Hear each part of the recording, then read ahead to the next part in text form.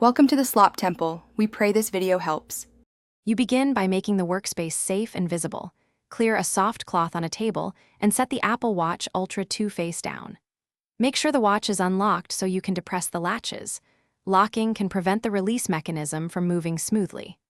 Once done, locate the two release buttons at the 6 and 12 o'clock ends of the case and prepare to press firmly, but gently. This avoids bending the tiny spring rails inside. You press and hold one release button fully with your fingertip, then keep that pressure while you slide the strap straight out, parallel to the watch body. This alignment prevents snagging. If it resists, release and try again, pressing more deliberately. Sometimes debris blocks the rail. Once the first side frees, repeat on the opposite side. Make sure to slide smoothly.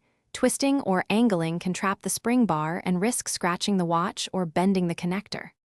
You finish by storing the detached strap flat or in a padded pouch to avoid kinks, or by reattaching a new band immediately. To reattach, align the band's rail with the case slot, then slide it straight in until you hear a click, which confirms the latch engaged.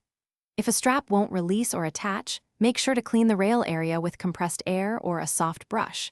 This clears grit and restores smooth movement. Then try again, applying steady, even pressure. Thanks for watching. Consider subscribing if we helped you.